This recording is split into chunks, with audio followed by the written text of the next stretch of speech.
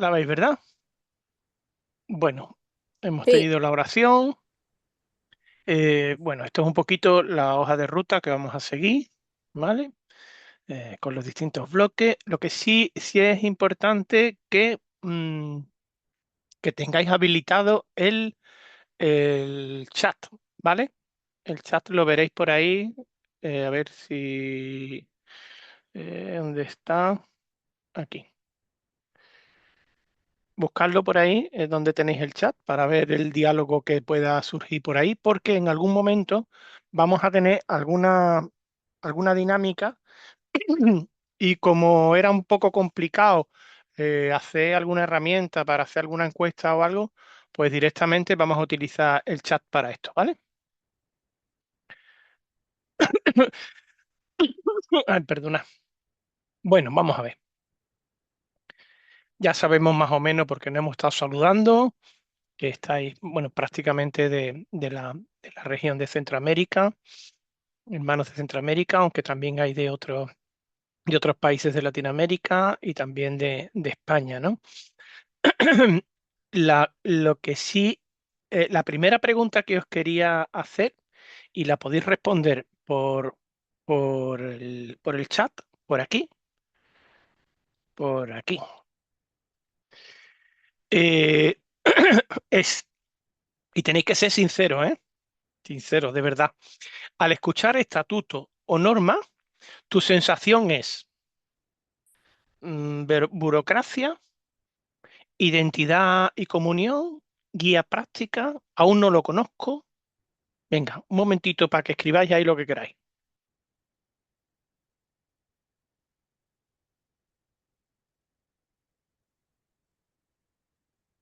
Sadia aún no lo conoce. Estupendo. Vale. Bueno, pues espero que Sadia se entere cuando Jeremías, orientación para organizarse. Pues también, sí. Burocracia, Eva, ahí con sinceridad, muy bien. Flor, identidad y comunión. Guía práctica. Identidad, aún no lo he entendido. Marta, pues Marta, ya te va siendo hora de que lo entiendas, ¿eh? Angélica, identidad. Carla, orientación.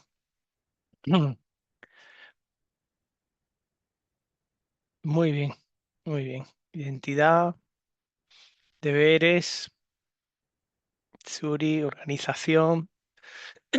Bueno, vamos a ver. Como decía si visteis el vídeo ese que pulula por ahí de presentación, eh, los estatutos y normas aplicativas pueden parecer algo complicado o aburrido o algo a que solo acudimos cuando hay algún problema o algo, pero nuestros estatutos reflejan nuestra forma de sentir y nuestro carisma. Y lo vais a ver. De hecho, vamos a empezar hablando un poquito de la historia de cómo surgió esos estatutos, ¿vale? Y luego ya vamos viendo cada punto. Os voy a contar cosas que la mayoría debéis de saber. Y si no, pues os lo voy a contar. Me alegro de ser la primera vez que lo escuchéis. Eh, Hace muy poquito, el Consejo General, Miguelo, nos regaló la historia de nuestro movimiento en dos volúmenes. Por un lado está lo que se ha redactado con los textos de todos los secretarios generales y secretarias generales, que la mayoría han sido femeninas, desde que se constituyó el movimiento y se tuvo la primera asamblea hasta la última de Bilbao, ¿no? Pero antes, Antonio Vidales, ojo, Antonio Vidales escribió un librito muy interesante que se llama ¿Cómo surgió el movimiento seglar esclaretiano? ¿Vale? Antonio nos muestra que nuestra identidad no cayó del cielo, fue el fruto de un largo proceso de maduración eclesial y carismática. Bueno, aunque la mayoría los conocéis, os voy a resumir 130 años en cuatro hitos. Primero, la intuición de Claret. En el siglo XIX, San Antonio María Claret comprendió tempranamente que la evangelización requería el laicado. Ya lo sabéis. En 1864, al defender las bibliotecas populares, decía tajantemente que que los seglares eran indispensables porque podían meterse entre la gente del pueblo como no puede un sacerdote. Pasa el tiempo, llegamos al siglo XX, el segundo tercio del siglo XX, y entre 1938 y el 73 está la figura de los colaboradores claretianos. En el 38, el gobierno general de los misioneros claretianos crea la figura de los colaboradores, que es muy corriente entre las congregaciones religiosas. Bajo ese modelo eclesial de la época, nacimos como una obra propia de los religiosos. Todavía hay congregaciones que siguen manteniendo a los laicos como obra propia, muy enfocados al auxilio económico de misiones y seminarios dependientes de los superiores. Pasamos y damos un salto cualitativo en el 73 a 79, que somos los asociados claretianos. Tras el Vaticano II pasamos a llamarnos asociados y creció la conciencia evangelizadora, pero seguimos vinculados jurídicamente a la congregación, ¿vale? Y ahora llega lo definitivo, el Congreso Internacional de Río de Janeiro, en el 79, en el que los laicos expresamos el deseo de organizarnos. Ese mismo año, 4 seglares asistieron al, ¿cómo es? 19º capítulo general de la Congregación de Misioneros Claretianos. Y allí los misioneros dieron un paso de enorme generosidad teológica al decirnos esto. Nos echaron, pero con educación y con profetismo. Vosotros no sois menores de edad, ni una sucursal. Tenéis una vocación propia. Vuestra misión es caminar frente a la historia con fuerza propia en todo el rigor de vuestra secularidad. Anda. Y tenemos que echar a andar, ¿vale? Y empezamos. Ay, perdón. A partir de ese capítulo, los laicos claretianos iniciamos el camino hacia la constitución de un sujeto eclesial autónomo, ¿vale? Como reflejan esas memorias que nos ha regalado el Consejo General. Empezamos como sabéis, con Villa de Leyva, en Colombia en el 83. Celebramos nuestra primera Asamblea General Constituyente, ¿vale? Y nace el movimiento seglar claretiano. Y los primeros estatutos, ¿se ve? Sí, sí, sí, verdad, sí se ve. Como no tengo ningún filtro, pues se puede ver el papel. Este es el primer documento del movimiento seglar claretiano, ¿vale? Y en él, si, a ver si se puede ver, ve, pone, ahí, pone, el seglar claretiano, ideario y organización. Está todo junto. Y hay un apartadito chiquitito que pone organización, con 4 cositas que concretamente, ¿cuánto tenía? Tenía o 20 artículos o así. A ver, del 42 al 60, pues no llega a 20 artículos, 18 artículos. 18 artículos. Eso fue lo primero.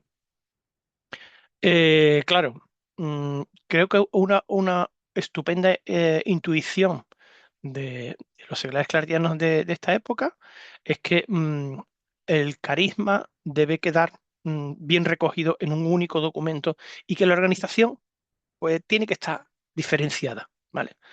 Y entonces en Florencio Varela, en el 87, en la segunda asamblea, desvinculamos los estatutos del ideario, ¿vale?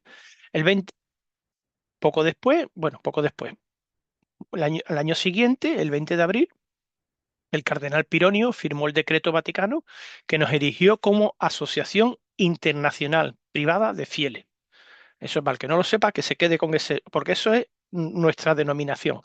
Asociación internacional del mundo entero privada de fieles. Es decir, que dependemos exclusivamente del dicasterio de Roma. Luego hablaremos de eso. Después tenemos Santo Domingo en el 99, pasan pues más de 10 años, ¿vale? El movimiento va creciendo, se van encontrando situaciones que necesitan ser un poquito reguladas porque no sabemos cómo funciona y se crean lo que se llaman normas aplicativas, que es algo distinto, y ahora explicaremos por qué, de los estatutos. Es algo que auxilia a los estatutos, que los explica y los hace entender para situaciones ya más concretas. Aprobamos las normas aplicativas allí en Santo Domingo, creando un marco flexible para regular la vida diaria sin tener que solicitar permiso a Roma para cada detalle operativo. Ya lo diré después, pero os adelanto que mientras que los estatutos tienen que estar aprobados por Roma, las normas aplicativas pues simplemente tienen que ser simplemente aprobadas por una asamblea general. Después de eso pasan casi 20 años. Bueno, en medio tenemos algunas pequeñas modificaciones de estatuto, pero fundamentalmente en Medellín de 2019, la décima asamblea aprueba la reforma integral de 33 artículos. Y luego, el 12 de septiembre, bueno, el 12 de septiembre, el cardenal Kevin Farrell firmó el decreto que aprobó los nuevos estatutos y además, y esto es importante, concedió oficialmente al movimiento Seglares Claretiano la personalidad jurídica privada internacional, cosa que pensábamos que teníamos ya, pero no la teníamos. Entonces, pues ya con eso funcionamos como una entidad jurídica con todos nuestros derechos y deberes. Los estatutos son un documento vivo que se va adaptando a las necesidades del movimiento y de la propia Iglesia. De hecho, os adelanto, con el permiso de Miguelo, que en la Asamblea General del año que viene es muy probable que se vote la posible aprobación de los nuevos estatutos, ya revisados por el Dicasterio para los laicos, familia y vida. Los cambios afectan principalmente a la representatividad de la Asamblea, al procedimiento electoral, a los plazos y reclusos de exclusión, a la salvaguarda de menores y personas vulnerables, que de hecho ya forma parte de las normas aplicativas y se eleva a rango de estatuto. Y bueno, sabéis que requiere una mayoría, para aprobar esos estatutos se requiere una mayoría de 2/3 y posteriormente el decreto del dicasterio para que entre en vigor, ¿vale? O sea que ese proceso os lo adelanto también, pero luego lo explicaré. Por tanto, cuando abrimos la norma, no leemos un texto administrativo frío, contemplamos la historia del paso de Dios que nos ha hecho adultos y corresponsables en la Iglesia. Esta es la arquitectura general del movimiento, ¿vale? El artículo 4 de nuestro estatuto establece que el movimiento se organiza en tres niveles: grupal, regional y general. Pero atención, esta estructura, y esto es importante, no es jerárquica ni piramidal. No hay una cúpula que mande hacia abajo. El movimiento Seglares Claretianos es un movimiento de base asamblearia. Como marca el artículo quinto, la unidad básica y primaria es el grupo o comunidad local. Artículo quinto, acordaros. Son las comunidades las que, al reunirse representativamente en asamblea general y regional, toman las decisiones estratégicas, aprueban los presupuestos y eligen los consejos, ¿vale? Son ellas las que mandan en las asambleas. La autoridad discurre de abajo arriba y los consejos son equipos colegiados de animación y de servicio.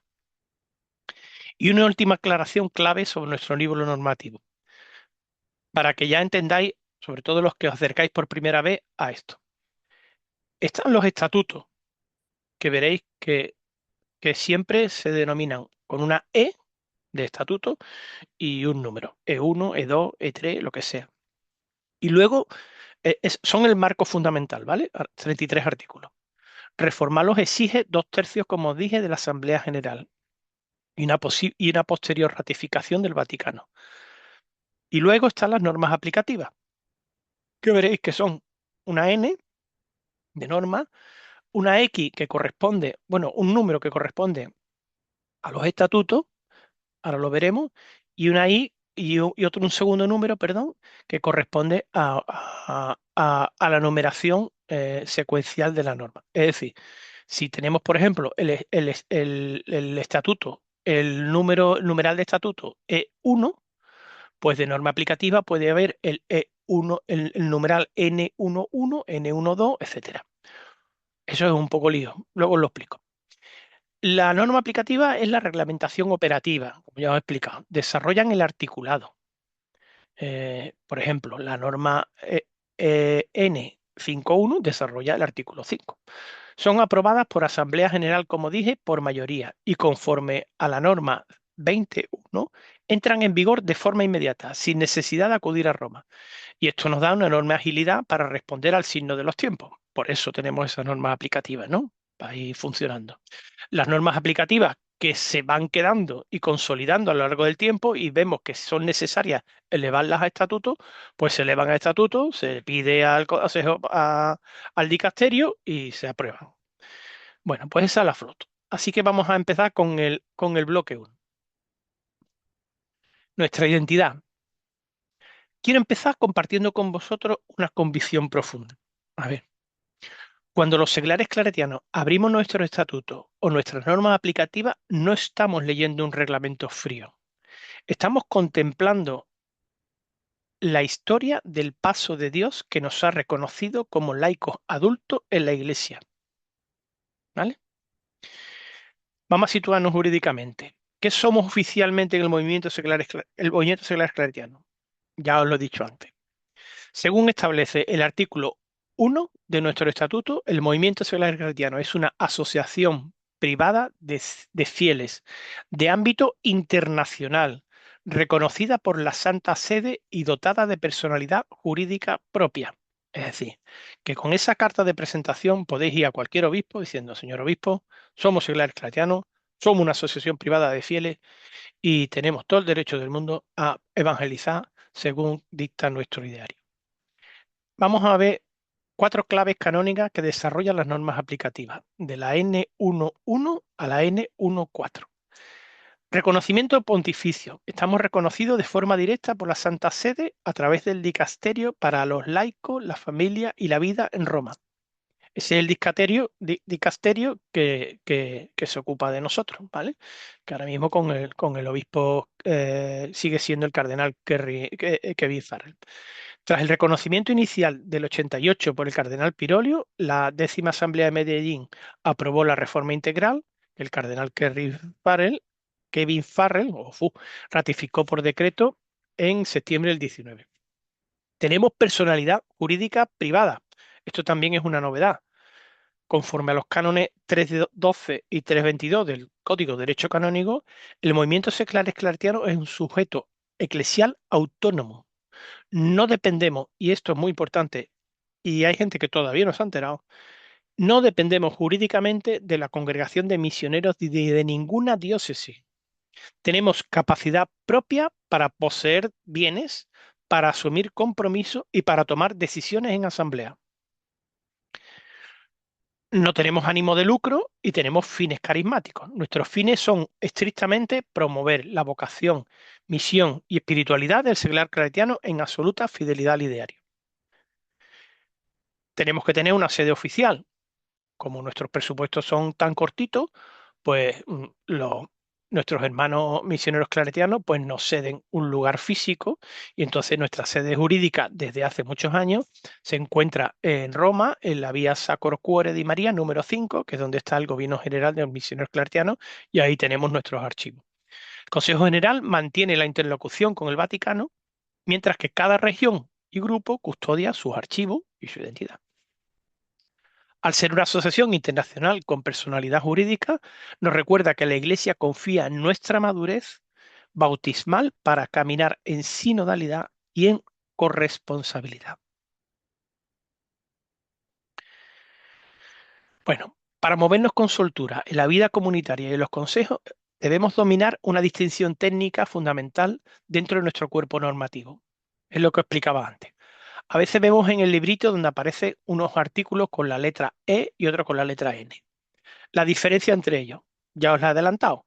Los estatutos se identifican con una E y un número, son la columna vertebral, orgánica y jurídica del movimiento, son 33 artículos divididos en 6 capítulos, de momento, definen la denominación, los principios de organización en 3 niveles, la economía, la asesoría, la pertenencia y las causas de disolución. Y luego están las normas aplicativas, que son N, numerito, numerito. Son la reglamentación operativa interna. Desarrollan, aclaran y aplican lo que dicen los estatutos en el día a día. En el primer número de la norma aplicativa indica el artículo del estatuto al que hace referencia. Por ejemplo, la norma 5.1 desarrolla el artículo del estatuto 5 relativo a los grupos locales. ¿Por qué existe esta doble estructura? Pues por pura pedagogía. Y porque si no, los redactores de nuestros textos quisieron evitar que los estatutos fueran un corsé rígido. Por eso el artículo E21 establece una regla de juego capital de capital importancia que debéis recordar siempre. Para reformar el ideario y los estatutos, ya lo he dicho varias veces, se requiere una mayoría cualificada de 2/3 de los votos de una asamblea. Y además la modificación no entra en vigor inmediatamente, aunque nosotros lo aprobemos. Requiere la posterior ratificación y aprobación del Dicasterio del Vaticano. ¿Vale? Por eso nuestros primeros estatutos son de un año, pero no entraron en vigor hasta que no fueron aprobados por Roma. Y así con todas las reformas que vayamos haciendo. Pero para modificar las normas aplicativas solo se requiere mayoría absoluta o simple de la Asamblea General. Y lo más importante, hacer una normativa de régimen interno entra en vigor directamente tras la aprobación de la Asamblea General, sin necesidad de enviar los textos a la Santa Sede. Esto nos da, como ya os he dicho, mucha agilidad. Si mañana descubrimos que necesitamos adaptar un procedimiento práctico de formación o de comunicación, pues la Asamblea General modifica la norma aplicativa y seguimos caminando. Las normas responden a la vida cambiante. Los estatutos protegen la identidad esencial. ¿Vale? Aquí veis un ejemplo, ¿vale? Está, por ejemplo, los estatutos, el numeral E1, ¿vale? Y al numeral E1 se desarrollan estas normas aplicativas con el N11, N12, N13, N14. Pues por ejemplo, el E7 pues tiene dos normas aplicativas para desarrollarlo. Este de las regiones, el E8, solo tiene una norma aplicativa. El E9 no tiene, uy, perdón, uy, el E9 no tiene ninguna norma aplicativa porque no necesita desarrollarse. El E10 también tiene uno y así, ¿no?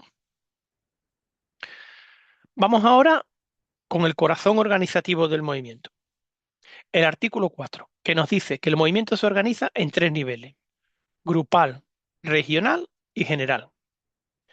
Sin embargo, el orden en el que se representan estos niveles no es aleatorio, ni responde a un esquema de mando piramidal, ya como ya decía, todo lo contrario. El movimiento secular cristiano es un movimiento de estructura asamblearia que se edifica estrictamente de abajo arriba. Fijaos bien en el artículo 5. El grupo es el elemento básico en la organización del movimiento. Todo el edificio del movimiento se levanta a partir de la vida comunitaria local. Los grupos no son delegaciones que reciben consignas de un consejo central. Los grupos locales son, perdón, quienes al reunirse representativamente en la Asamblea Regional y en la Asamblea General, los que toman las decisiones estratégicas, los que aprueban las cuentas, modifican los textos y eligen a los miembros de los consejos, como ya dije.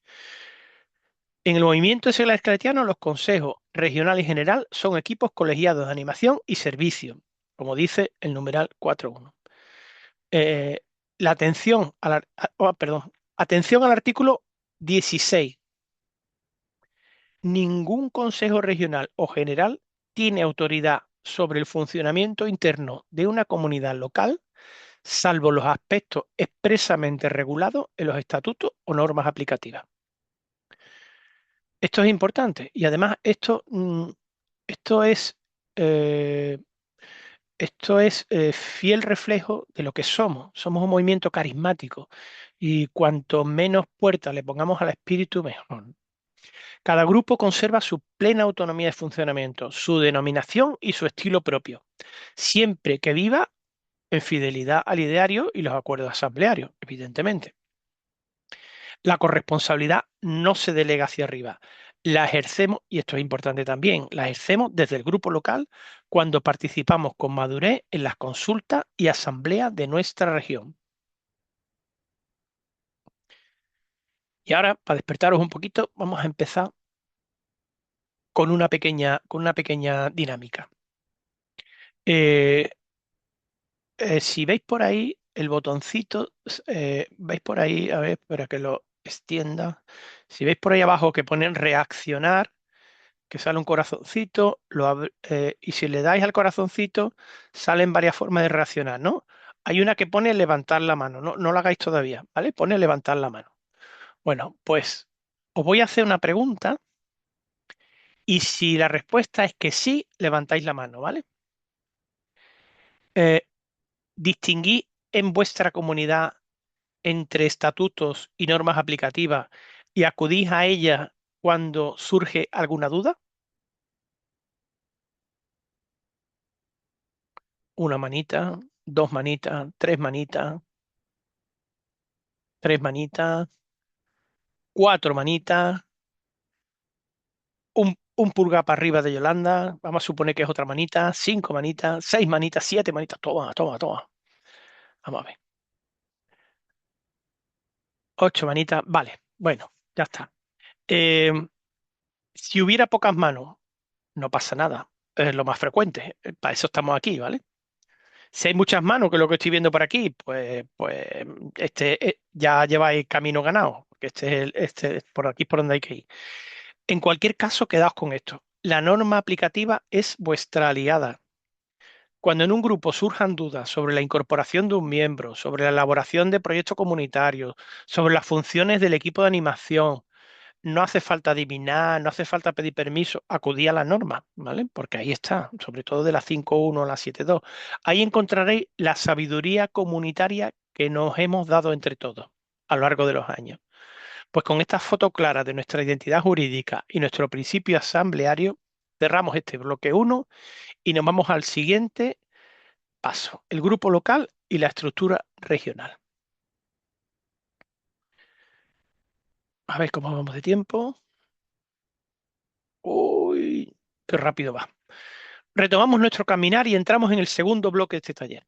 Si en el bloque anterior decíamos que el movimiento se construye de abajo a arriba, ahora vamos a poner la lupa en el lugar donde la vida nace, donde el fuego se enciende y se comparte día a día, el grupo o comunidad local.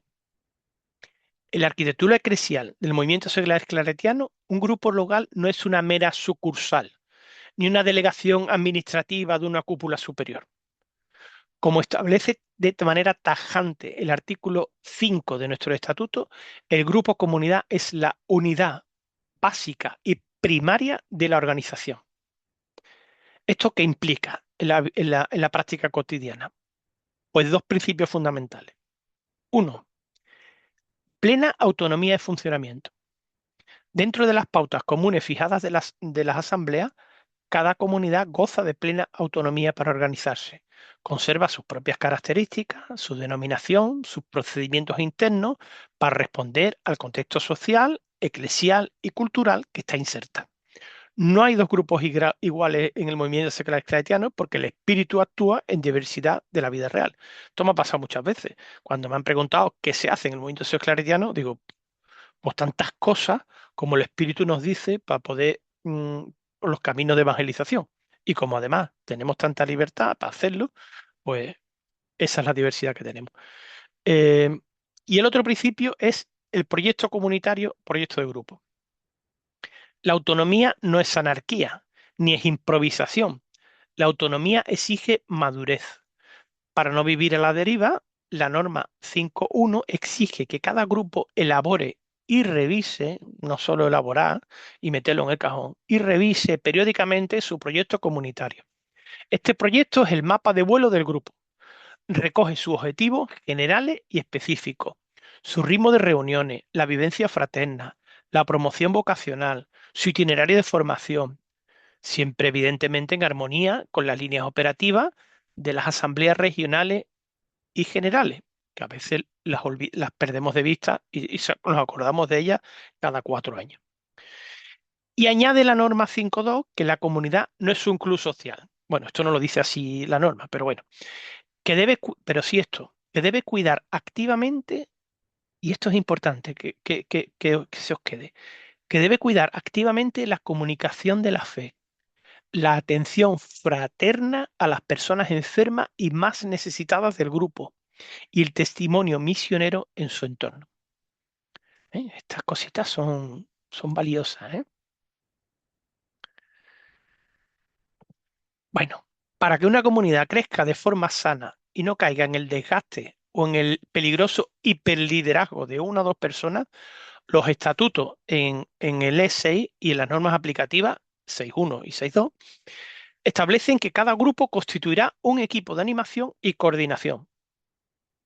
Este equipo actúa de forma colegiada, y esto de colegiada lo voy a decir muchas veces, y atiende 5 servicios clave, distribuidos idealmente entre diferentes personas del grupo. A veces, pues seréis pocos y tendréis que juntar 2 servicios en uno. No pasa nada, pero bueno, lo ideal es que sea una persona. Una coordinación, una coordinador o coordinadora que convoca las reuniones, que anima la elaboración del proyecto comunitario y que cuida las relaciones fraternas y interinstitucionales. La responsable o el responsable de formación, que promueve la vivencia del ideario y el crecimiento espiritual y carismático, aplicando el plan general de formación que tenemos. Eh, la economía, que motiva la comunión de bienes, administra los recursos propios y gestiona las cuotas fraternas para los fondos regional y general. Hablaremos luego de la economía. La comunicación mantiene vivo el flujo de información. Importante, importante, el flujo de información con el Consejo Regional o el general en el caso de que el grupo no tenga región y con la familia claretiana. No olvidemos que somos parte de una familia carismática y la asesoría religiosa, que puede ser masculina o femenina. Acompaña espiritualmente al grupo en su discernimiento sin suplantar la responsabilidad laical. La formación y el análisis de la realidad. Eso es un punto innegociable. El artículo 7 y la norma 7.1 exigen que la formación no sea teórica o intimista. Todo plan de formación comunitario debe integrar el análisis sistemático de la realidad social y eclesial. Nada de estar mirando el sexo de los ángeles y debatiendo teológicamente sobre ello. El seglar claretiano se forma para la acción transformadora en medio del mundo, no para aislarse de él. Formación para la misión. Eso hay que tenerlo muy claro. Y aquí, además, apuntaría que en la propia norma se acentúa el alineamiento con la Iglesia y con lo que está viviendo la Iglesia. ¿Y qué es lo que está viviendo ahora mismo la Iglesia? El sínodo o la sinodalidad. ¿Y cuál es la herramienta principal del sínodo o la sinodalidad? La conversación en el espíritu. Entonces yo os animo a que igual es un buen momento para incluir en la formación y en las dinámicas comunitarias esta conversación en el espíritu, que se extiende con tanta fuerza, ¿no? Cuando la vida comunitaria crece en un mismo territorio, la comunión se dilata de manera natural hacia la dimensión regional, ¿vale? Unas cuantas comunidades o grupos se conforman como región. Vamos a ver cómo se articula esa región. Ese es el segundo nivel. Criterios para la constitución de una región. Las regiones no se conforman de forma arbitraria.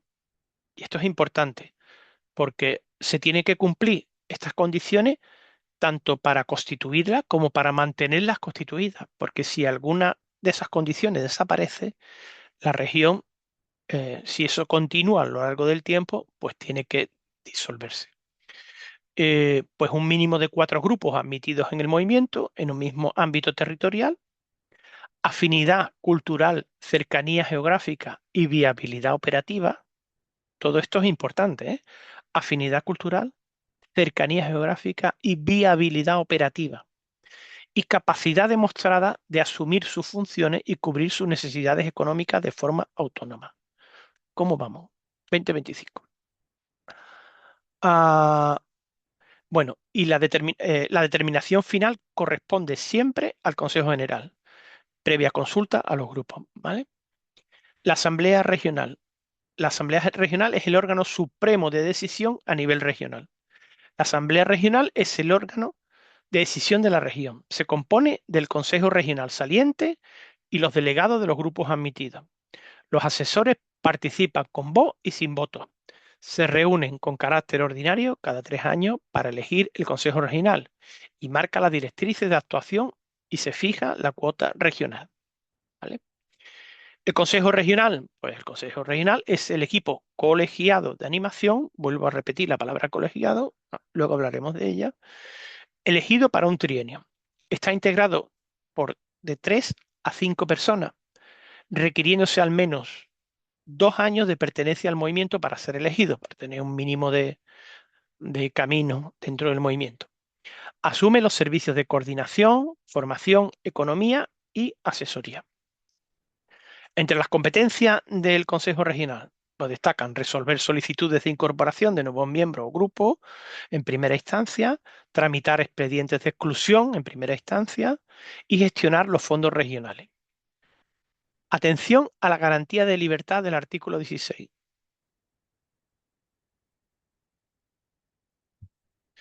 Eh, vuelvo a incidir sobre la autonomía de los grupos.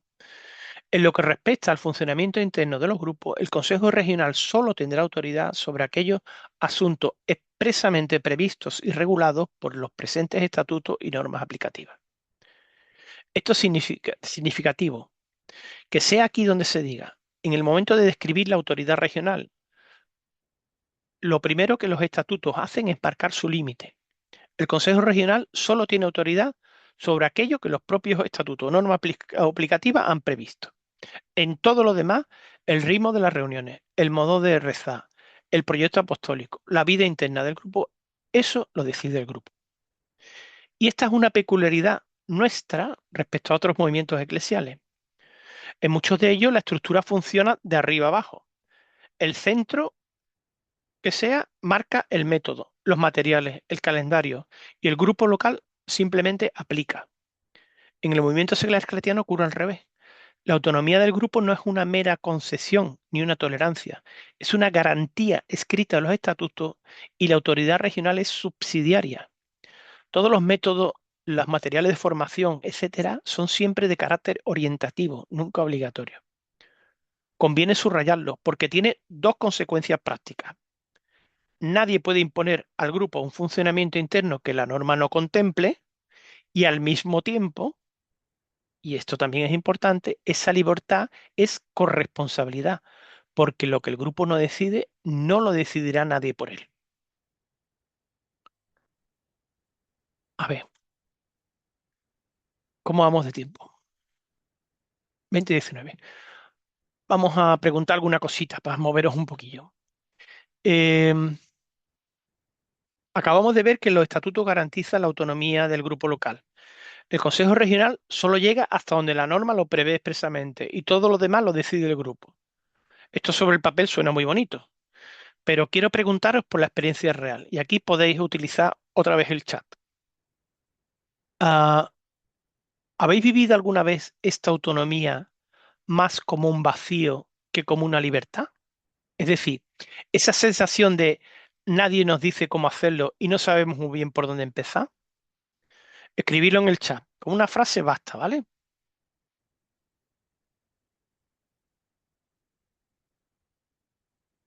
Venga, un minutito para que digáis algo por ahí.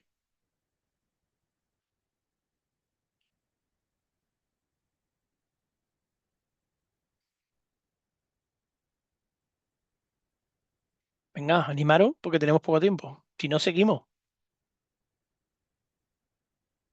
Velas a la deriva.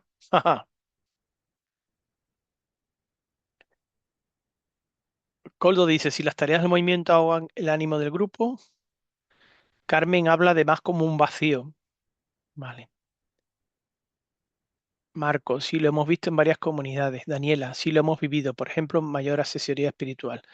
Ese es un equilibrio que en los consejos generales y regionales eh, se barajan continuamente.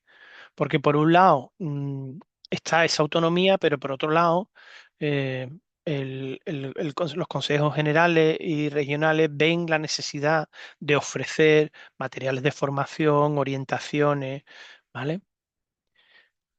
ausencia de apoyo espiritual. Vale, bueno, pues ya veis, esa autonomía tiene sus pros y sus contras, pero es una peculiaridad de nuestro movimiento, ¿vale? Vamos a seguir. Ah, bueno, esta dinámica la vamos a saltar porque no vamos muy bien de tiempo. Vamos a pasar al nivel general y la Asamblea General Suprema. Estamos en la... ¿En cuál? Estamos aquí. Vale. Vamos a avanzar un poquito. Ahora vamos a elevar la mirada a nivel internacional. Tras contemplar la vida del grupo local y la articulación regional, llegamos al nivel general del movimiento. Y aquí tengo que hablar con mucho cuidado porque tengo aquí dos secretarias generales, un secretario general. Fu.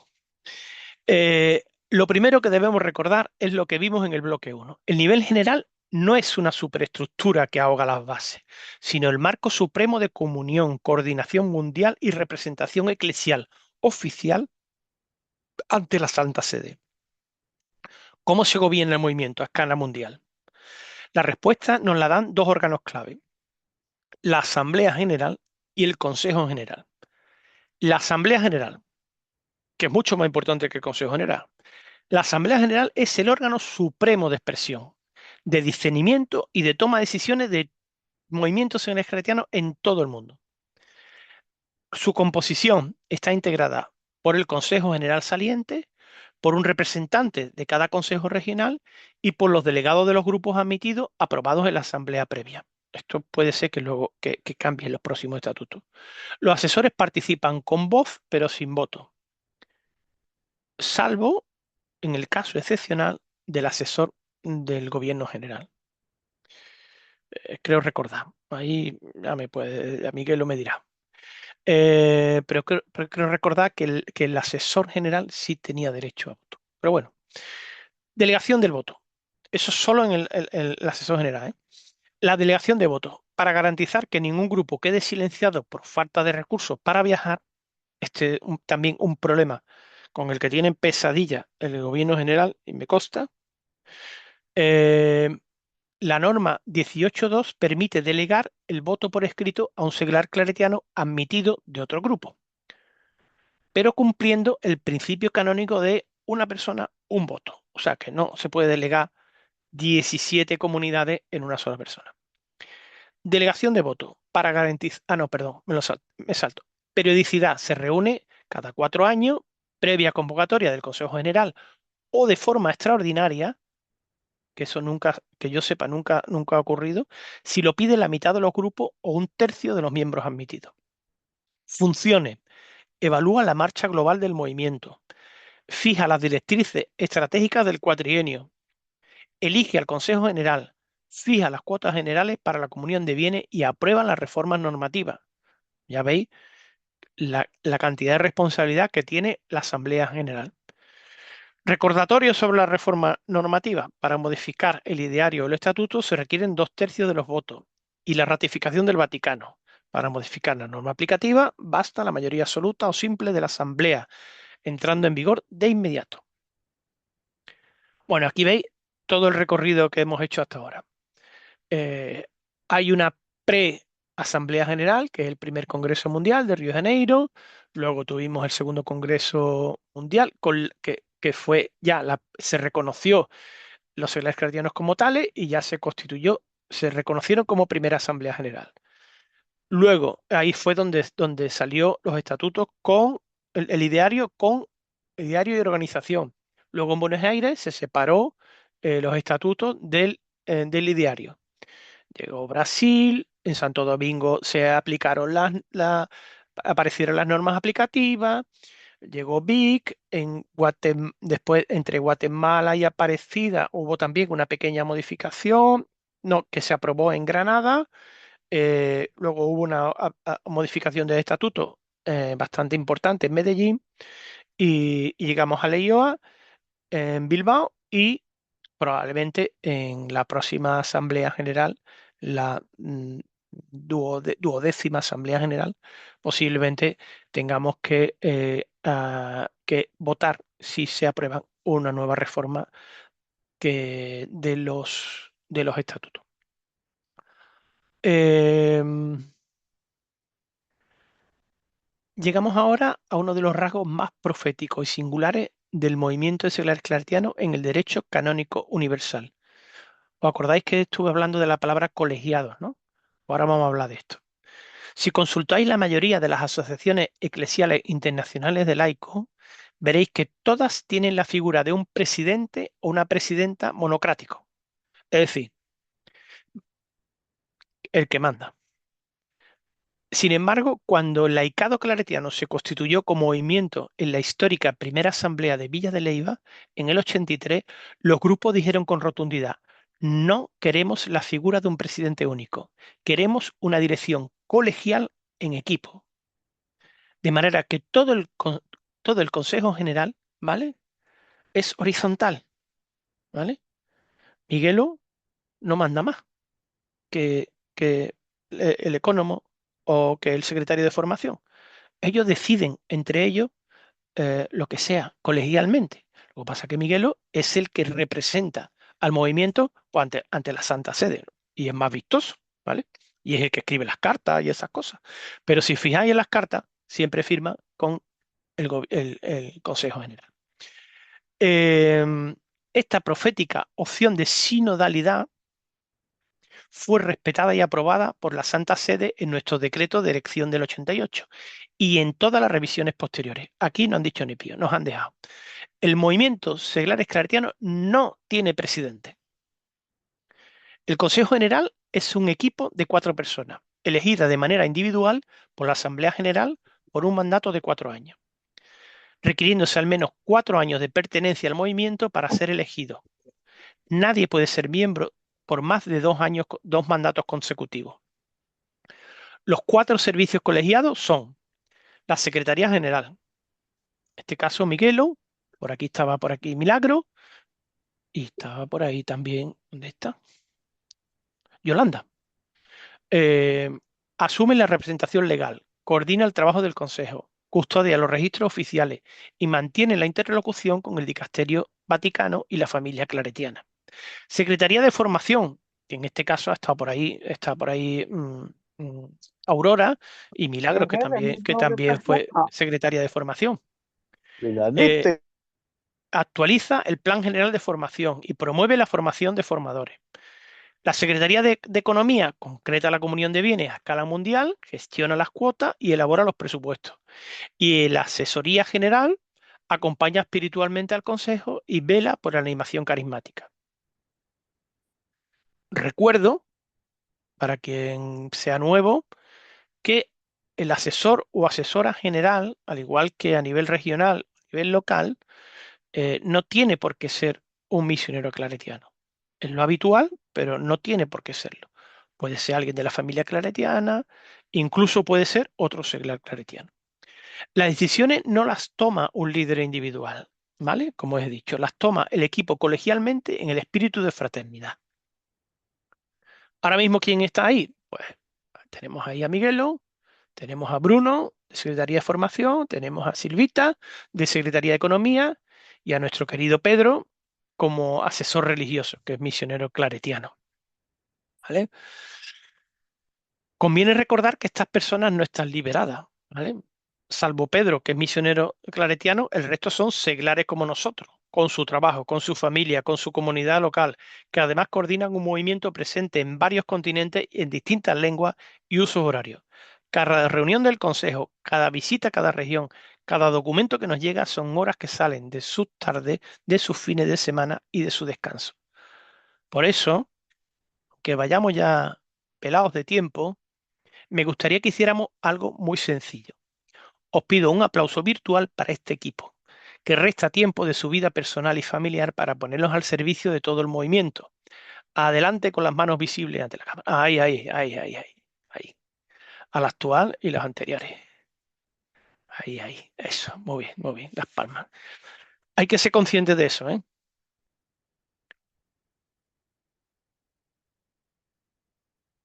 Vale. Bueno, vamos a hablar ahora de pasta.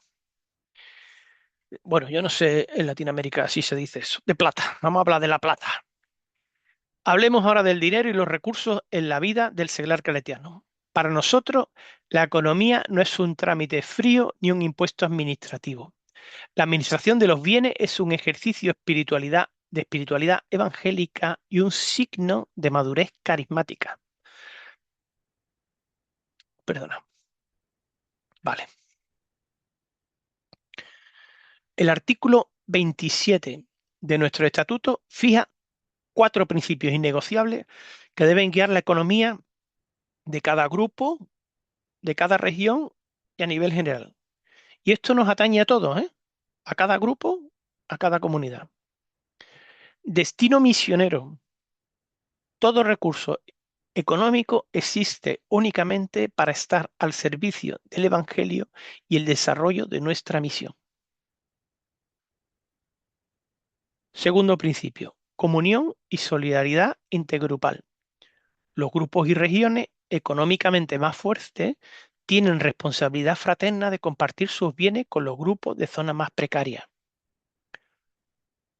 El tercer principio, austeridad y ausencia de ánimo de lucro. Vivir según el espíritu de la bienaventuranza, que lo dice claramente nuestro ideario también. Y autofinanciación. Ser adulto, esto nos ha ido costando mucho trabajo a lo largo de los años, pero poquito a poco lo vamos consiguiendo. Ser adulto en la iglesia exige un esfuerzo corresponsable por, por cubrir nuestras necesidades con recursos propios, superando viejas actitudes de dependencia. ¿Vale? Importante, el sentido misionero de la cuota. Eh, para sostener los viajes de acompañamiento, para sostener las traducciones, las asambleas. La Asamblea General aprueba la cuota mínima general. Aportar la cuota mínima general es un signo concreto de pertenencia. Sin embargo, la norma es justa. El artículo 28 establece al final que aquellos grupos o miembros que atraviesen situaciones de pobreza pueden solicitar una dispensa parcial o total, la cual es resuelta con caridad fraterna. Aquí no se echa a nadie porque no pueda pagar, evidentemente, pero es corresponsabilidad y hay que poner, todo el mundo tiene que poner lo que pueda. Y aquí hacemos un apartadito del servicio de asesoría religiosa. Ese es el artículo 29. Sitúa con claridad el rol del asesor o asesora. Colabora especialmente en los aspectos formativos, espirituales y carismáticos. Acompaña el discernimiento comunitario sin sustituir la responsabilidad de los seclares. Pertenece preferentemente a la familia claretiana o puede ser asumido por seglares claretianos de probada madurez teológica y carismática. Vamos, ¿tenemos tiempo para otra dinámica? Yo creo que sí. Vamos a ver. Vamos a pulsar un poquito cómo está el tema de corresponsabilidad económica y organizativa de vuestras comunidades. Y lo vamos a hacer de una manera muy sencilla. Tenéis que elegir, ¿veis esa balanza? Ahí hay dos opciones. La opción A es la dependencia y paternalismo. Considerar la economía como un gasto frío, esperar que las soluciones lleguen desde arriba y vivir al margen de la dimensión general, de las necesidades del movimiento. La opción B, corresponsabilidad evangélica, autofinanciación y asunción de la cuota como un compromiso que sostiene la vida del laicado del mundo. Y ahora os animo a participar. Hacia, no escribáis nada hasta que yo os diga, ¿vale? ¿Hacia cuál de los dos se inclina hoy la vivencia de vuestra comunidad o de vuestro grupo? ¿Hacia el platillo de la A, dependencia y paternalismo, o hacia el platillo de la B, corresponsabilidad evangélica? Con sinceridad, que no estamos para juzgar a nadie, sin explicaciones, ¿eh? Solamente me escribí A o B, a partir de ya.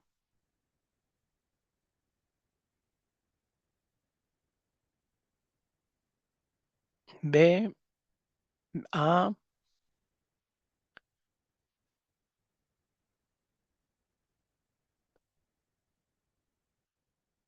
Carla no, se ha enrollado como una vara verde, pero bueno, está bien. La autonomía de cierta forma nos ayuda a desarrollar madurez espiritual y vivencia, pero corremos el riesgo de ausentarnos, desconectar la estructura.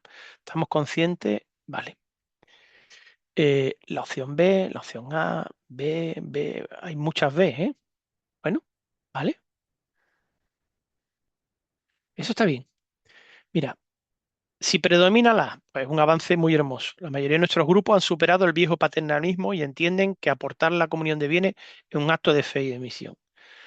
Esas A que hay por ahí y que yo agradezco vuestra sinceridad, pues el mensaje es igual de valioso, porque cuando un grupo mira la cuota como un impuesto es porque aún no ha descubierto que esa pequeña aportación permite traducir materiales para Asia o para África, o llevar un delegado de una zona humilde a Asamblea General o cualquier otra cosa. La economía del movimiento no se mide en números, se mide en comunión misionera.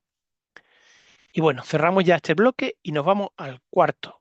Pertenencia, discernimiento y protección de vulnerable y misión compartida. ¿Cómo vais? Tened paciencia, que ya queda poquito. Llegamos al cuarto y último bloque.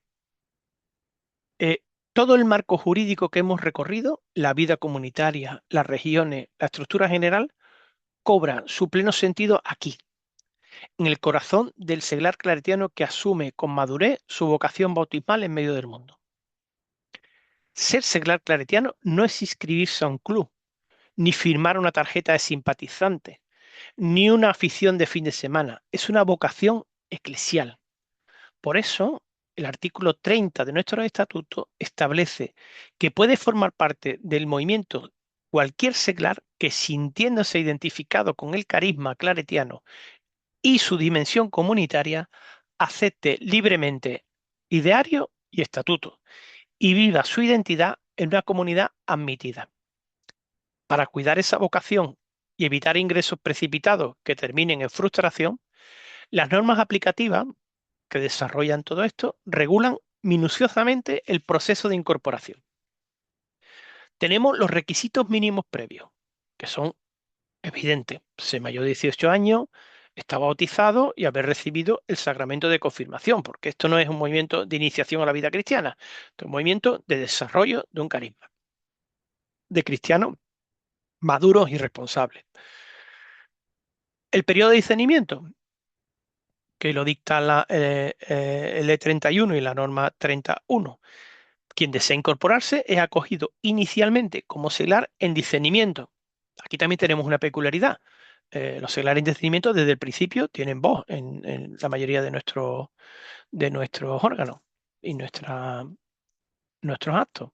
Esta etapa tiene una duración ordinaria de 6 meses a 2 años, pudiéndose ampliar de forma excepcional hasta un máximo de 3 años, previa autorización del consejo correspondiente, regional o general.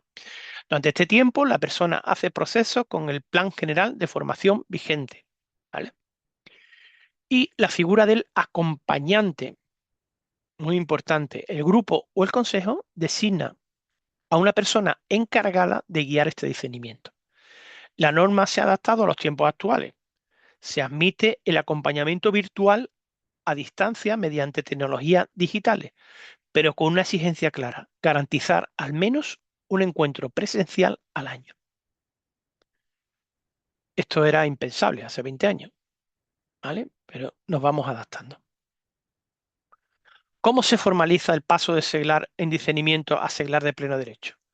Pues la norma aplicativa del 31.3 al 31.7 marca la hoja de ruta con rigor y con delicadeza pedagógica. Solicitud escrita y consulta. Concluido el proceso, el interesado presenta su solicitud formal por escrito. El consejo competente resuelve tras escuchar el informe del acompañante. Una carta oficial de admisión. La incorporación no es una simple suposición verbal. El Consejo expedirá la carta oficial de admisión, documento que acredita la condición de seglar claretiano de pleno derecho y su inscripción en el registro oficial del movimiento, y el rito de compromiso, es la tradicional toma del ideario. La vocación se celebra en comunidad, delante de la iglesia. La norma pide un espacio celebrativo donde la persona explicite su compromiso evangelizador y su adhesión al ideario, estatuto y normas aplicativas. También tenemos los criterios de exclusión y las garantías procesales, ¿vale? Igual que el ingreso requiere discernimiento, la permanencia exige coherencia y justicia fraterna. Entonces, el artículo 32 regula la exclusión asegurando que jamás sea una decisión arbitraria. Se echa a nadie porque sí. La norma 32.1 fija tres criterios objetivos. La ausencia injustificada de la vida comunitaria durante más de un año. La doble pertenencia incompatible con la dedicación o fines del movimiento seglar claretiano. Este adjetivo es importante, ¿vale? No dice simplemente doble pertenencia, ¿vale? Con tener una doble pertenencia, mm, es posible una doble pertenencia siempre que sea compatible con la dedicación o fines del movimiento seglar claretiano. Ahora, si crea problemas en la dedicación o fines del movimiento seglar claretiano, entonces sí es incompatible. Y una negativa continuada, repetida e injustificada al pago de las cuotas fijadas. Ya hemos hablado que una cuota que no se paga porque no se puede, nunca va a ser un problema. Pero porque no me da la gana, eso sí es un problema. Para proceder a la exclusión, el Consejo tiene un proceso. Hay que incoar un expediente formal que exige una munición previa por escrito, hay un trámite de audiencia para que la persona ejerza su derecho a defenderse y el artículo 32 reconoce el derecho a apelar al Consejo General, si es en el nivel regional. Y en última instancia incluso al dicasterio en el Vaticano en el plazo de 2 meses. La norma cuida la dignidad de la persona hasta el último detalle. Bueno, llegamos a un punto capital, de importancia capital, eclesial y moral en nuestras normas aplicativas. Un punto de muy reciente incorporación debido a la especial sensibilidad del tema en la Iglesia actualmente. Hablamos de la protección de los menores y de las personas vulnerables. Esto probablemente también sea motivo de extensión y desarrollo en los próximos estatutos. Fiel al mandato de la Iglesia y a la exigencia evangélica de cuidar a los más frágiles, el movimiento seglar claretiano incorporó de forma explícita en la norma aplicativa 4.7 cualquier obra apostólica, iniciativa de promoción social o actividad celebrativa asociada oficialmente al movimiento está estrictamente obligada a asumir e integrar en su reglamento los protocolos vigentes sobre protección de menores y personas vulnerables aprobados por la diócesis o el Vaticano. Si tenéis dudas sobre esto, habláis con vuestro consejo regional o con el consejo general. Además, todo seglar claretiano que ejerza su labor pastoral en plataformas externas, colegios, parroquias, ONG, asume el compromiso ético de conocer y respetar estrictamente las normas de salvaguarda de las personas menores y vulnerables. En movimientos seglares claretianos, como en la Iglesia, no hay o no debe de haber complicidad ni silencio frente al abuso. Eso tiene que quedar muy clarito. Y ya, en esta diapo, en esta slide, un último apartado de integración en la familia claretiana y misión compartida. Recordemos que los seglares claretianos no caminamos como un verso suelto en la iglesia. Gracias a Dios formamos parte de la familia claretiana por derecho propio, compartiendo el carisma principalmente con las ramas que se sienten fundadas o inspiradas directamente por San Antonio María Claret, los misioneros claretianos, las misioneras claretianas y filiación cordimariana. Y además forman parte de la familia claretiana eh, otros institutos claretianos, que son otros 4, que fueron fundados por algún miembro de la familia claretiana, ¿vale? No directamente por Claret. Esta vinculación se refleja en numerosos puntos, tanto de los estatutos como las normas aplicativas, pero no nos vamos a detener ahí. Lo que sí es importante es que no somos apéndices ni subordinados. Vivimos en misión compartida. Esto que se dice mucho, pero que se ejerce poco, aportando nuestra secularidad laical, colaborando en proyectos de evangelización, de educación, en las plataformas de justicia y paz y de integridad de la creación y de muchas otras formas, pero en nuestras diócesis, y tanto en nuestras diócesis locales como a nivel internacional.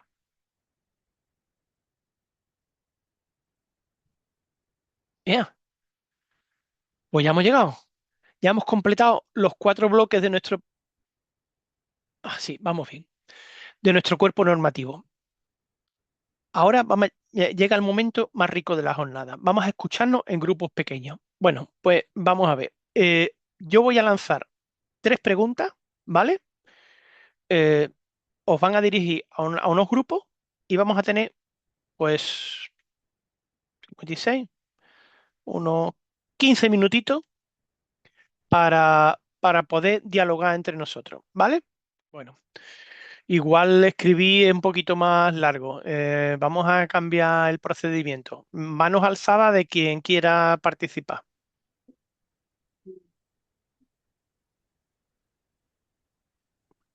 Venga, Juan Carlos, activa tu micro y cuéntanos.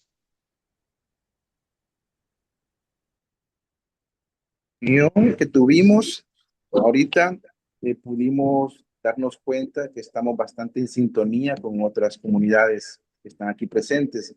Nos dio mucho gusto, nos animó a escuchar de que hemos entendido el tema, sobre todo porque nos ayuda a la identidad del movimiento.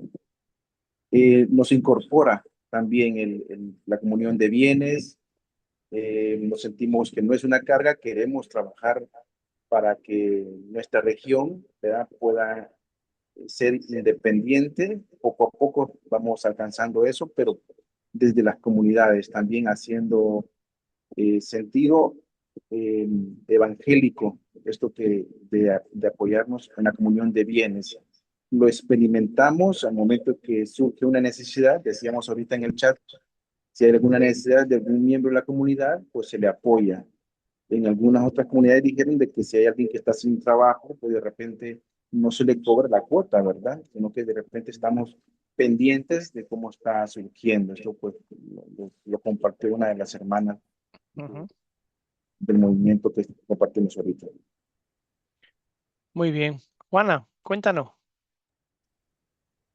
Hola, bueno, nos ha tocado España, Honduras y Perú. Ujú, Eh, en relación al proyecto comunitario, interesante el intercambio de experiencias que tenemos como comunidades, en el sentido de que, si bien es cierto, somos una comunidad, pero a veces no se llega a lograr un objetivo en común hacia una misión como punto guía, pero sí, sin embargo, cada integrante desarrolla una misión, ya sea en la periferia, en su parroquia, ya sea en diferentes lugares, en universidades, etcétera.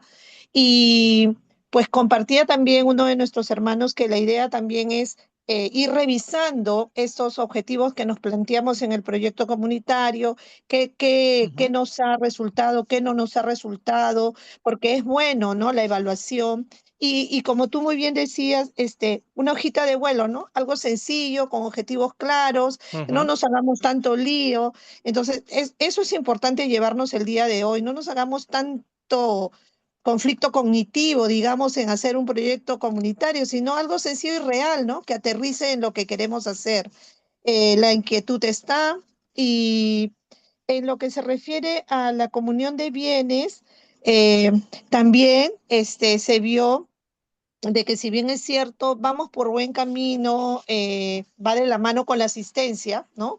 Ahí también podemos cojear en el sentido de que eh, si bien es cierto, se puede tener un fondo, se tiene que cumplir con lo que se tiene que pagar, digamos, al movimiento, pero a veces ese fondo que queda, no lo estamos invirtiendo en acciones que deberíamos hacer, ¿no?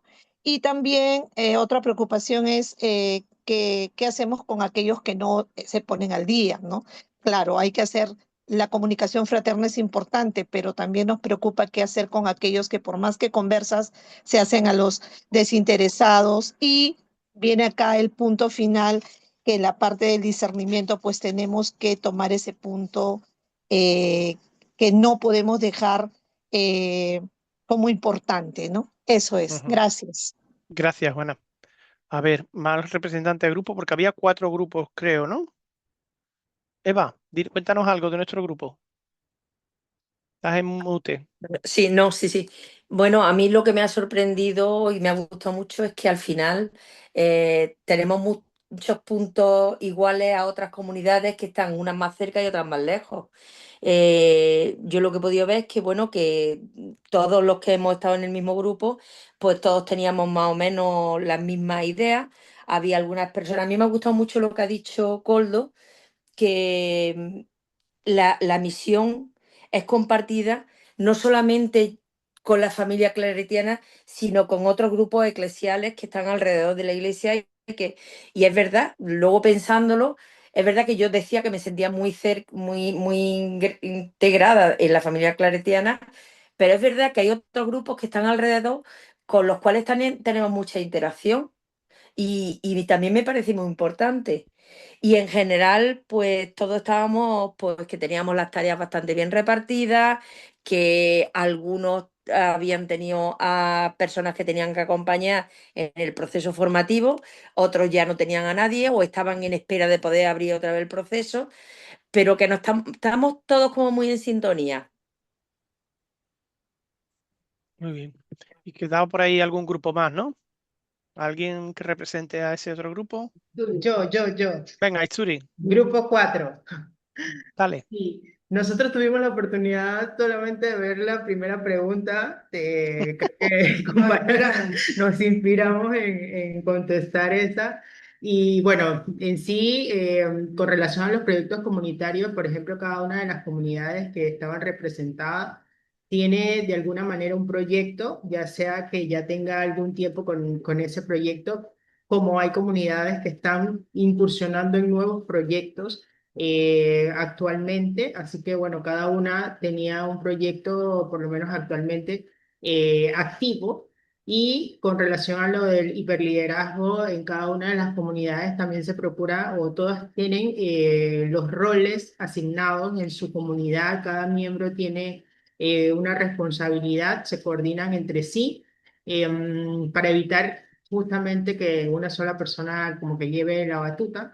Pero que sí, una de las cosas que se mencionó es que, por ejemplo, hay roles que otra persona no quiere asumir y entonces quedan personas haciendo el mismo rol por diferentes tiempos, vienen las nuevas elecciones y se reeligen las mismas personas o votan por las mismas personas. Entonces, así sí hay un tema de que probablemente no todo el mundo quiere ejercer algunos roles y quedan las mismas personas realizando algún rol dentro de la comunidad específica.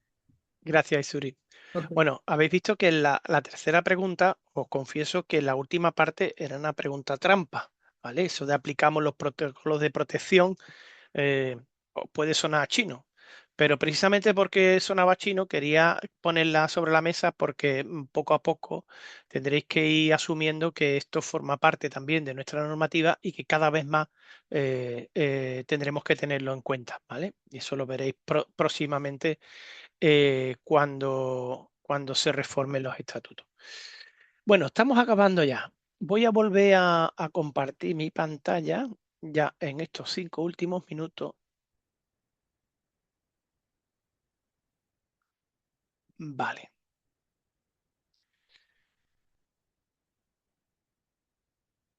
Bueno, vamos a hilar fino y tejer el mapa completo de lo que hemos vivido estas 2 horitas. No sé cómo habéis podido aguantar. Imaginad por un instante nuestro cuerpo normativo, los estatutos y las normas aplicativas aprobados en la Asamblea General de Medellín como si fuera el mapa de un edificio vivo, ¿vale?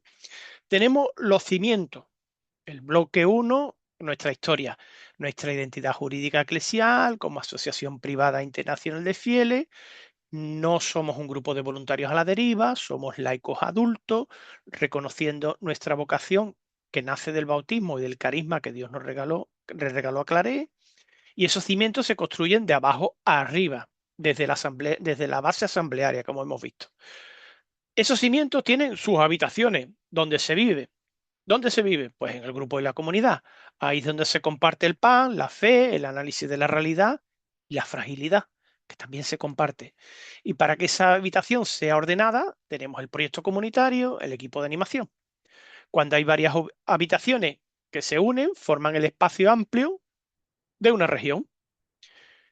Luego tenemos el techo y las columnas de sostenimiento. Pues tenemos a nivel general, donde hay una dirección colegial, recordarlo siempre, sin presidente único, que nos recuerda que el poder del Evangelio es servicio, una economía evangélica que nos desafía a la autofinanciación y a la solidaridad fraterna, y un asesor religioso, que aquí tenemos la fortuna de tener entre nosotros pues a Coldo, que nos está acompañando en este rato y se lo agradecemos, que caminan al lado, custodiando la memoria carismática sin suplantar la madurez eclesial. Y luego tenemos las puertas y las ventanas abiertas al mundo, un itinerario exigente de discernimiento y pertenencia, con puertas transparentes de justicia, ventanas bien protegidas para salvaguardar a los niños y personas vulnerables, y una salida amplia para hacer misión compartida con toda la familia claretiana y con toda la Iglesia universal. Así que hemos recorrido esos 4 bloques, con un montón de artículos, con bastantes siglas. Si de esta jornada os lleváis una sola idea, que sea esta, atento, nada en los estatutos o en las normas aplicativas está puesto para controlar. Todo está redactado para que el fuego no se apague. Los estatutos protegen el don que recibimos. Son el marco estable, lo que no cambia con las modas ni con los cansancios, lo que garantiza que dentro de 20 años el movimiento siga siendo lo que Claré soñó para los seglares. Y las normas aplicativas nos dan la flexibilidad diaria para responder a los signos de los tiempos. Son el terreno donde cada grupo local, cada región, cada época encuentra su modo propio de vivirlo. Por eso que os propongo para guardar esta ilustración, ¿vale? Esa que veis ahí. Nuestra organización, los órganos, los consejos, las cuotas, los procedimientos son la red que sostiene la pesca. Una red bien tejida no es lo importante en sí mismo. Lo importante es que aguante, que no se rompa y que permita recoger lo que el Señor pone dentro. Pero fijaos bien, los pescadores y el mar de Galilea sois vosotros y vosotras. Y son vuestra vida diaria en medio del mundo, vuestro trabajo, vuestra familia, vuestro barrio, vuestras asociaciones, vuestro silencio, vuestras luchas. Ahí es donde se pesca de verdad.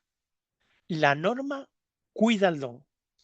La vida en medio del mundo lo hace fecundo.